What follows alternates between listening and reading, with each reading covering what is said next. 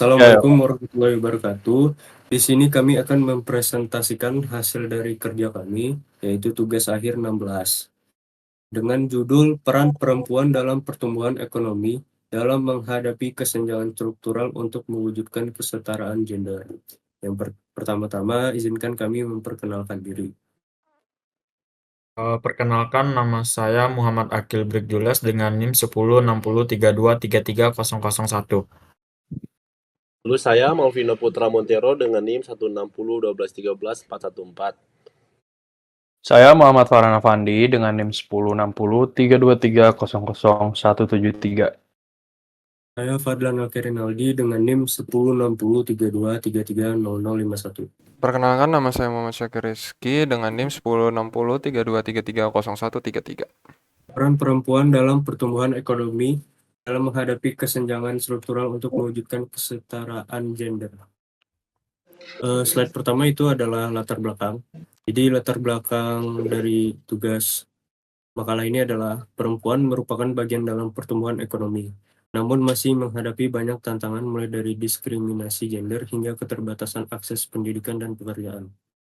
Di tengah meningkatnya partisipasi perempuan dalam dunia kerja, mereka tetap dibebani tanggung jawab domestik atau keluarga yang besar. Ini menjadi pentingnya pembahasan isu ini dalam kaitan dengan SDGs 5 atau kesetaraan gender dan SDGs 8, pertumbuhan ekonomi inklusif.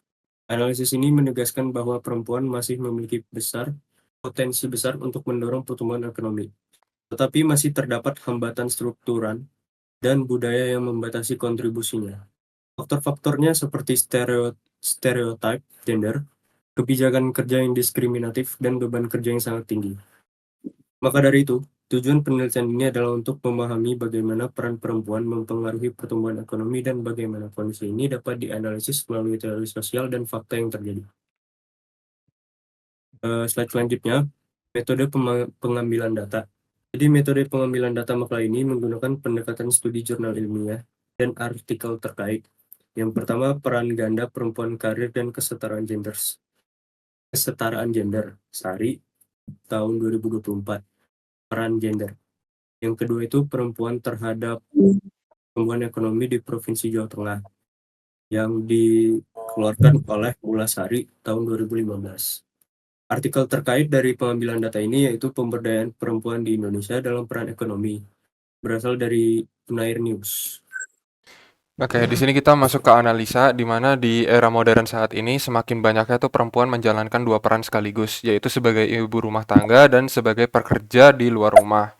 Peran ganda ini tentu membawa dampak besar dalam kehidupan mereka, baik secara pribadi, sosial, maupun psikologis. Perempuan yang menjalani peran ganda yaitu sebagai pekerja karir dan ibu rumah tangga, seringkali harus menyeimbangkan waktu dan energi mereka antara dua dunia yang berbeda ini.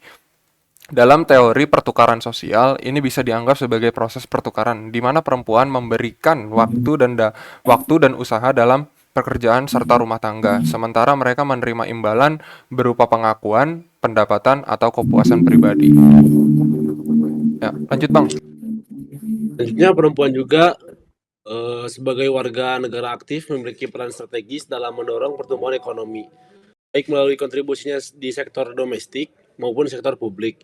Peran ini tidak hanya memperkuat fondasi ekonomi keluarga, tetapi juga berkontribusi langsung terhadap produktivitas nasional. Perempuan karir menjalani peran ganda yang penuh tantangan. Menurut teori pertukaran sosial, yaitu Homnas Law, perempuan mengambil keputusan atas peran-perannya dengan mempertimbangkan imbalan, kemandirian pengakuan sosial, dan biaya kelahan konflik dan rumah tangga. Badan Pusat Statistik Indonesia (BPS) tahun 2023 menyatakan bahwa 49,53% perempuan di Indonesia adalah pekerja profesional, namun tetap memikul beban domestik, yang menunjukkan adanya ketimpangan gender dalam peran rumah tangga dan profesional. Pada ekonomi Jawa Tengah tumbuh tahun 2008 dan 2012. Kesenjangan gender tetap tinggi. Perempuan memiliki angka harapan hidup lebih baik daripada laki-laki, namun masih tertinggal dalam pendidikan dan partisipasi kerja. Hal ini menunjukkan perempuan belum mendapat kesempatan yang setara dan dalam pembangunan ekonomi. Kesetaraan gender bukan tentang menghapus perbedaan biologis, melainkan memberi kesempatan yang sama dalam pendidikan, pekerjaan, kesehatan, dan pengambilan keputusan. Perempuan berhak berkontribusi di berbagai bidang, namun ketimpangan masih menjadi hambatan. Meski begitu, banyak perempuan justru tumbuh lebih mandiri, percaya diri, dan aktif di lingkungan sosial maupun kerja. Sayangnya, pencapaian ini sering datang dengan beban fisik dan mental yang tidak ringan.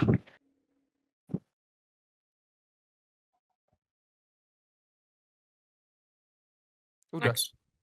Next.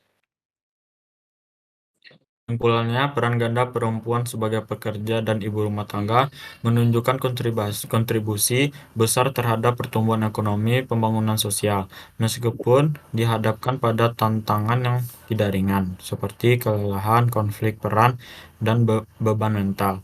Perempuan tetap berupaya menjalankan perannya dengan seimbang.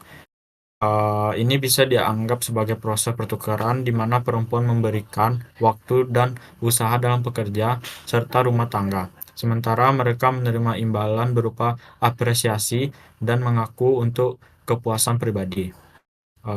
Agar perempuan dapat berkembang dengan begitu, perempuan dapat bisa berkontribusi dalam aspek keluarga maupun publik.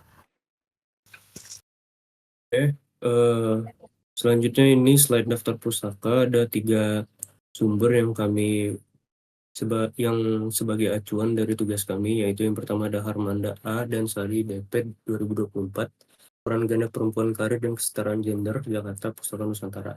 Yang kedua dari Mulasari R tahun 2015, dan yang ketiga artikel terkait dari Unair News. Sekian presentasi dari kelompok kami, kurang lebihnya kami mohon maaf. Wassalamualaikum warahmatullahi wabarakatuh. Waalaikumsalam.